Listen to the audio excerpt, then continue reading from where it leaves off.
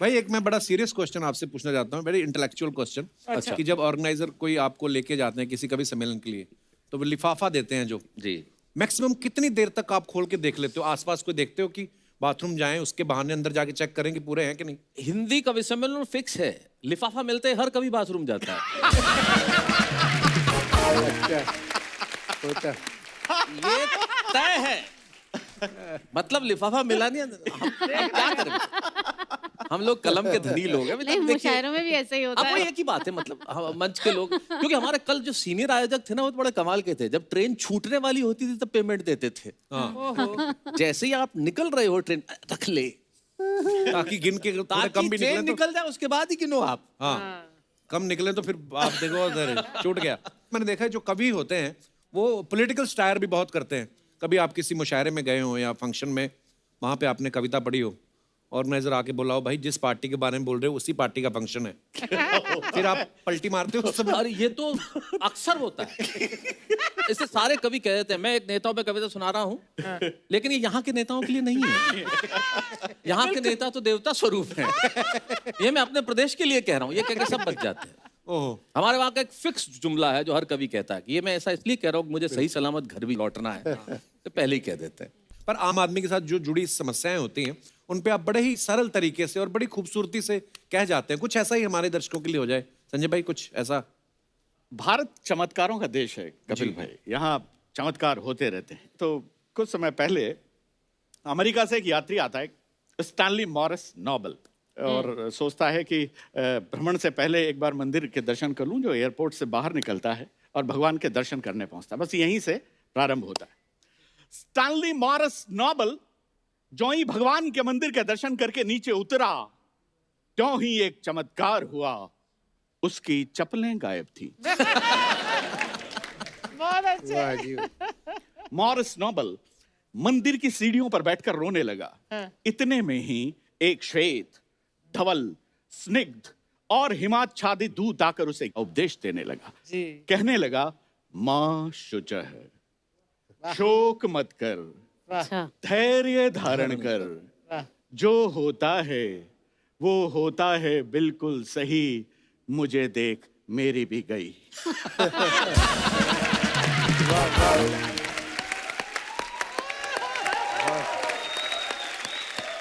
बहुत अच्छा। तुच्छ चप्पल के लिए आंसू बहा रहा है, मुझे देख क्या मैं रो रहा हूं? मैं रो नहीं रहा हूं, इसका मतलब ये नहीं है कि मैं आदमी बड़ा हार्ड हूं। मैं रो नहीं सकता क्योंकि मैं यहाँ का सुरक्षा गार्ड हूं। वाह, बहुत खूब, वाह वाह वाह। थोड़ा गम खा, थोड़ा ठहर ले, जुगाड़ होते ही किसी की भी पहन ले। वाह वाह। बढ़िया। और ये बात मैंने किसी से नहीं कहन रखी है, मुझे देख मैंने भी ऐसे ही पहन रखी है। मॉरिस नोबल बोला, बात पर आनंद लेंगे। मॉरिस नोबल बोला, मैन तुमने जो कहा है वो बात एकदम सही है, लेकिन तुमने जो पहन रखा है अब उनका यही है। बहुत खूब, वाह वाह। ये चमत्कार जिंदगी से मैं सच्ची घटना मतलब निकल के इसलिए आते हैं।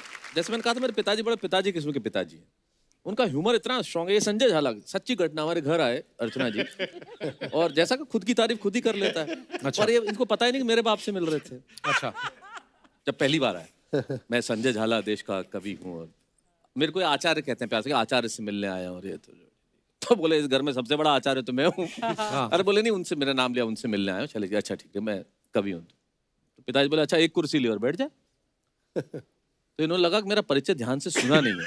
बोले सर मैं संजय झाला देश का बहुत बड़ा कवि हूँ। बोले दो कुर्सी लेके बैठ जा। बहुत अच्छा।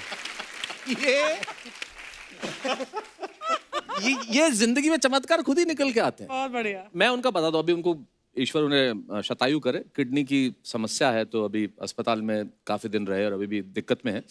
लेकिन उनका ह्यूमर वहां भी खत्म नहीं हुआ। अच्छा जी। जब अस्पताल में गए तो बोले यार बहुत दिन हो गए यार, अब घर चलें। मैंने कहा देख लो घर पे मम्मी है। बोले फिर यही रहने दे।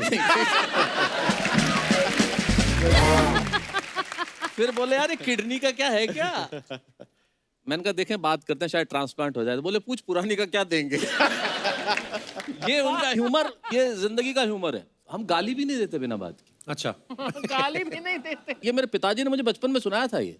बोले बिना गाली दिए काम चल सकता है तो क्यों देने। हाँ, जब जा रहे थे ट्रेन के अंदर, तो ट्रेन में जा रहे थे तो कहीं चाय वाय पीने उतरे, तो वापस आके देखा तो उनकी सीट पे एक आदमी बैठा हुआ था। अब वो कि मेरी सीट, मैं चाहता तो गाली दे के उठा सकता था, मैं संस्कार नहीं है ना हमारे, गाली क्यों देनी।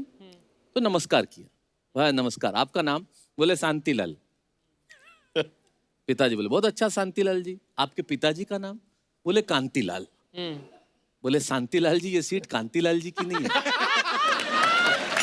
भाई बढ़िया, बहुत अच्छा। बढ़िया, बढ़िया, बढ़िया।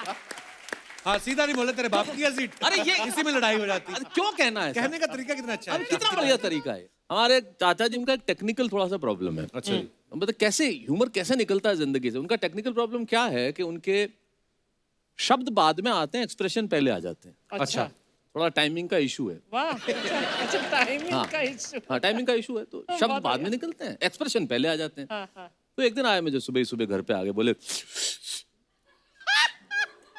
मैंने कहा क्या हुआ? अरे मैंने कहा क्या हुआ?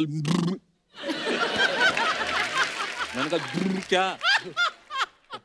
बोले मोटरसाइकिल। मैंने कहा अच्छा अच्छा। अच्छा, मोटरसाइकिल लेके बाजार जा रहा था। तो मैंने कहा तो? बोले एक गांव वाला आया, क्लच में धोती फंस गई। मैंने कहा फिर? बोले फट गई धोती।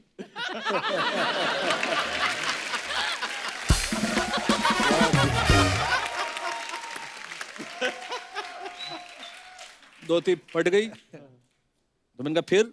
बोले मैं जाने लगा, उसने मेरा हाथ पकड़ लिया। किधर? मैंने कहा क्यों, क्या हुआ? बोले धोती फटी है, पैसे दे। मैंने कहा कितने? बोले 70 रुपए। मैंने 70 रुपए दिए। अब वो जाने लगा, मैंने पकड़ लिया। किधर? बोले क्यों? बोले पैसे दिए, धोती दे।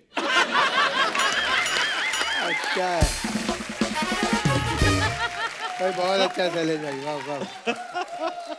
बोले 700 दे के गया।